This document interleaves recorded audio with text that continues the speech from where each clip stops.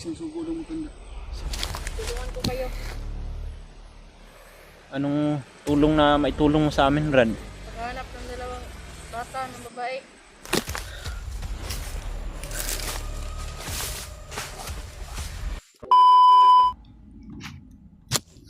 So, yun mga tol, no?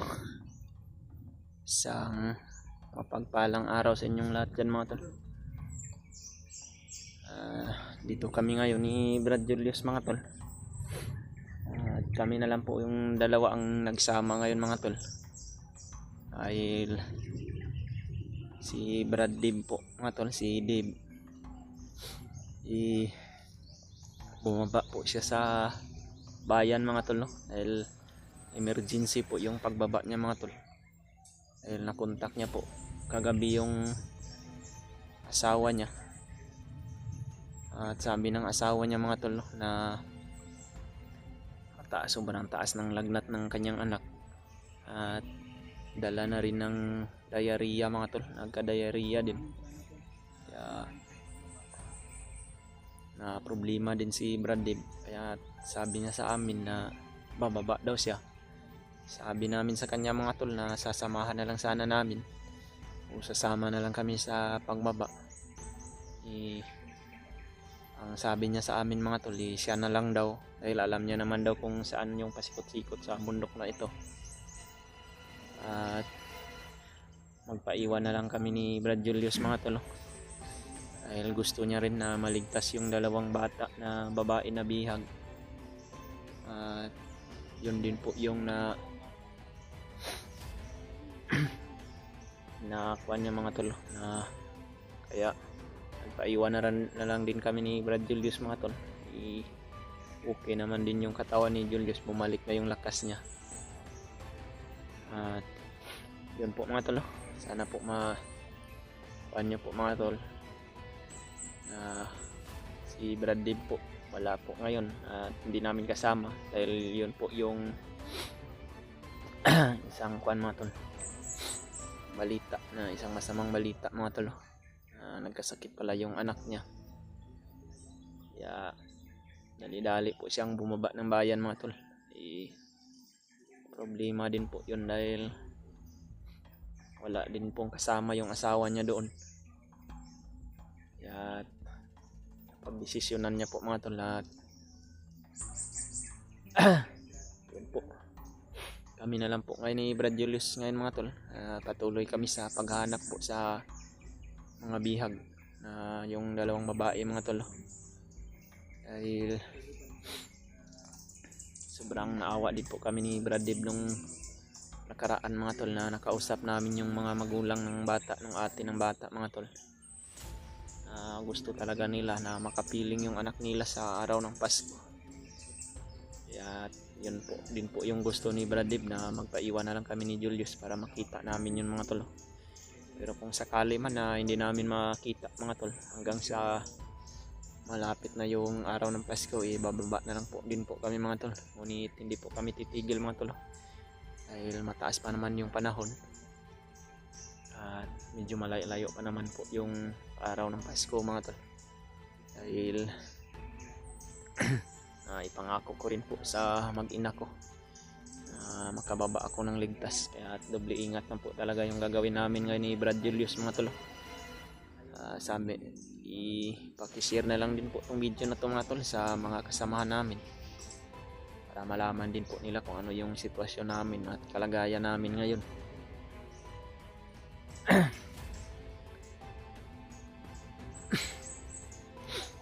At napadpad po pala kami ngayon dito mga tol. Iba na po itong area na napasok namin ngayon ni Brad Julius. Nasa bundok po talaga ito mga tol. At mayroon pong mga malalaking mangga din dito. Ngunit iba po itong area na ito mga tol, nung mga manggahan na napasok namin yung nabihag yung asawa ko dati, yung pinagdalhan kay Brad Pidot at kaya sa asawa ko mga tol. Iba tong area na to mga tol. Ngayon lang kami napadpad dito. At kaya kami napadpad dito mga tol, dahil sa sinundan din namin na mga bandido mga tol. Dahil papunta sila dito. Narinig din namin sa mga usapan nila na May mga bihag rin sila dito. Ay, nagbabaka sakali din kami ni Brad Julius mga tol. Yung bihag na sinasabi nila, yun din yung hinahanap namin. Kaya napadpad po kami dito mga tol. Galing din po to sa mga impormasyon na naririnig namin sa mga usapan ng mga bandido mga tol. At alam po namin na yan din po yung isang alas namin para makita namin ng mas lalong madaling panahon yung makikinig po kami sa mga impormasyon kung ano po yung maririnig namin sa mga sabi-sabi o sa mga usapan ng mga kalaban namin mga tol. Kaya maraming salamat po talaga sa inyong lahat mga tol sa walang sawa yung pagsuporta sa amin at sa pagsishare po ng video namin sa mga dalangin nyo po. At sana po mga tol ipagdasal nyo kami ni Brad Julius na walang mangyaring masama sa amin mga tol. At sana matagumpayan namin yung mga misyon namin. At sana rin po mga tol makita din po ng mga kasama namin yung hinahanap namin, dahil alam ko naman po din mga tol na marami kami dito ngayon sa bundok, hindi lang kami nakakita ng mga kasamaan ko. At nabalitaan ko rin po yung mga nangyari sa mga kasama namin mga tol, sila Brad Rimart, si Pidot, si Julio at si EJ na nagkahiwalay pala sila mga tol dahil naambus daw sila. At hindi rin po yung magandang balita mga tol dahil napaka problema po talaga mga tol pag nag-iisa ka lang dito sa bundok, wala kang makakausap, wala kang katulong sa mga pagdaanan na mga pagsubok.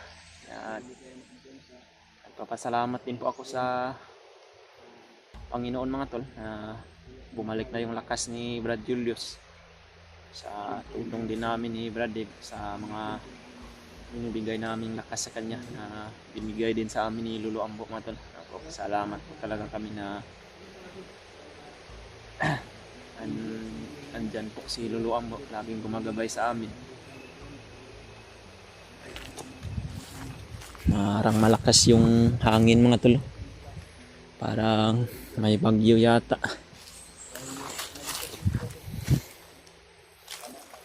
Shout out na lang sa inyong lahat mga tol, sa mga silent viewers natin, sa mga solid supporters, ay sa mga sumusuporta lagi sa atin, at kay Mami Bibs, Maria Teresa Bayogos, Ate Chakira, Ate Imdi Daos, Ate Mirna Hoot, Ate Gis Libra, Ate Maribik, at sa iba po mga tol na hindi ko man na mga tol dahil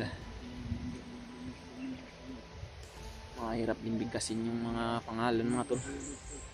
Kaya mega love shout out po sa inyong lahat mga tol. At sana po ingat po guys sa mga trabaho nyo, sa mga kapatid nating OFW na laging nakasuporta po sa amin, sa akin. Maraming salamat po talaga. Taos puso po akong nagpapasalamat sa inyo mga tol. Ito po si Brad Julius mga tol. Naubos na yung tambal mo Brad? Yan ang ano ko, last na ininom ko na gamot. Pero okay na. Okay na yung katawan ko. Papasalamat tayo sa Tinapon Panginoon ko Brad. yung sudlanan, wala kami sulod. Yung tambal ko din wala na rin ha. Last na ininom ko galing ang buntag. Sana Brad na dalangin, ipagdasal nyo mga tol no, na makauwi ng ligtas si Brad Dib mga tol. Okay na yung ano ko katawan ko. Sana po makauwi siya ng ligtas. At Wala itong yung ano ko sa iyo na sabayan sana ito sa pababa pero kaya mo lang yan. inaalala niya rin Brad yung mga bihag ba, naawa rin siya sa mga bihag. Mga bihagan yun. Saludo din po ako sa kabaitan ni Brad Dib mga tol. Binaba niya talaga. Importante talaga yun. Sabi namin sa kanya na huminahon lang yung buwan niya mga tol, sarili niya, para ano man yung mga problema sa buhay mga solusyonan lang. nabalakas ko yung ano tol. Sobrang nag-alala siya sa anak niya mga tol. Dahil umiyak po yung asawa niya sa tawag nila kagabi. Umiyak po yung asawa niya. Kawawa naman yung anak niya. Kuman pala na. Ha? Dahan-dahan siguro tayo, Brad. Parang uulan siguro po.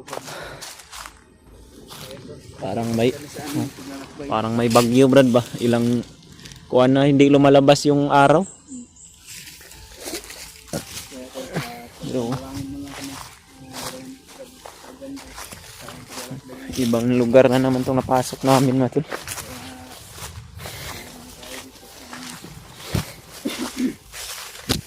Kunin ko muna yung baril ko, Brad.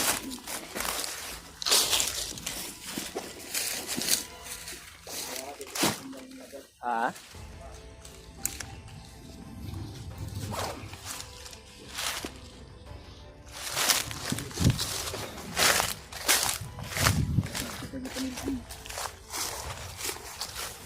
Sana may makita tayong kasamahan dito, Brad. No? Na EG ba si Julio nagwalay din daw, Larry Mark. Sana may makita tayong mga kasamahan din dito. Si Kuya Bads, Brad, nakita mo na makyat na, hindi pa. Tawag ito kanya, may tinto niya, pero ano ko na lang, ito ko sa lang magkaupa ba, bakit hindi sa makyat, pero hindi na sinagot, baka busy yun. Nagtat nga sa kanya niya na ilang siya ako. Kailangan din namin ng tulong ba? Sana.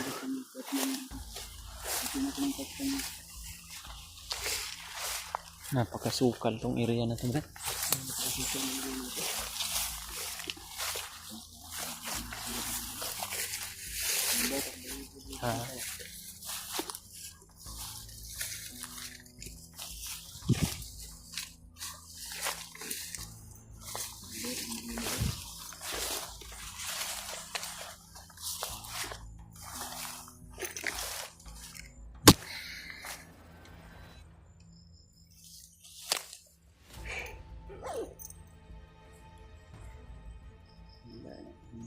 Parang iba yung pakiramdam ko dito sa area na ito. Malambot ko yung balibo.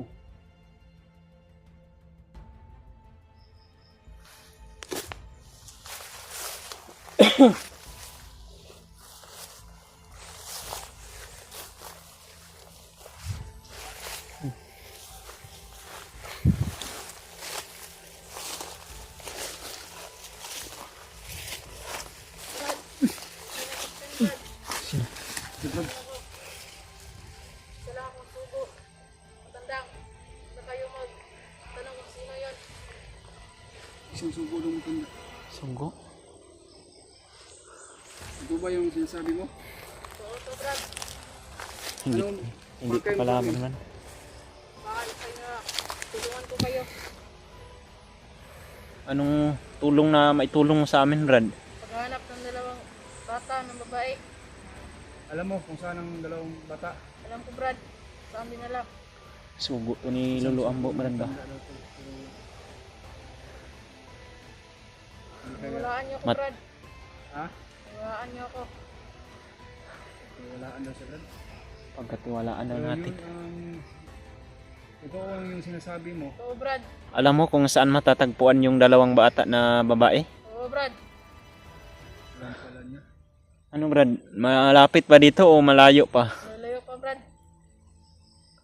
At meron akong daan na madali lang tayo makapunta doon. Alam mo ang daan na mas madali tayong makarating doon? Oo Brad.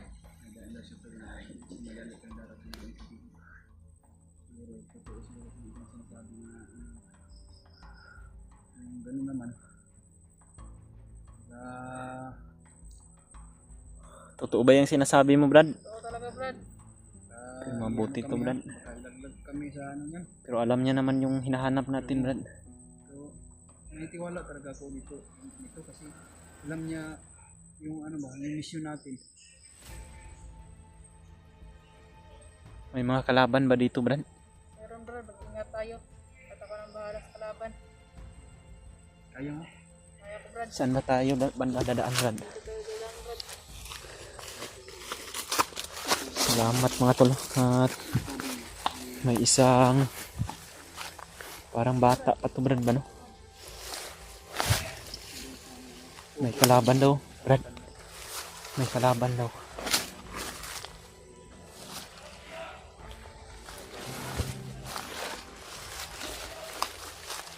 Brad.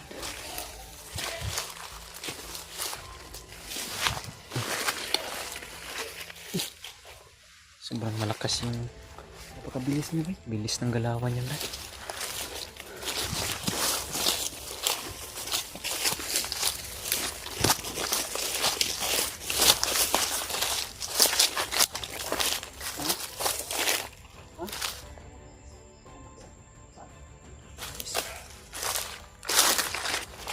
Nararamdaman niya din mga kalaban niya.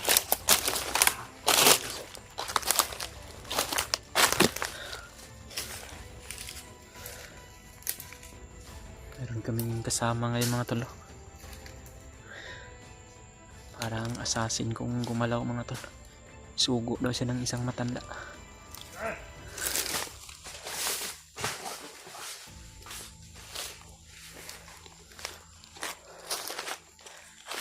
Tulas.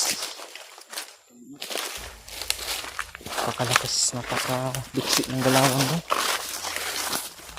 Sabi, sobrang bahala sa mga mo ko sa parang kasi kahit yung para pala yung isang gabay yung sugo sa kanya. At siya daw yung magtuturo sa amin mga tol. Kung saan namin matatagpuan yung dalawang bihag na babae.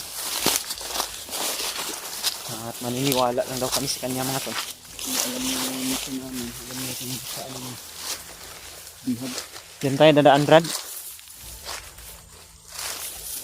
Marami bang baka maraming kalaban dyan Brad. Alam mo ba yung mga pasikot-sikot dito sa bundok Brad? Alam niya pala eh. Tara.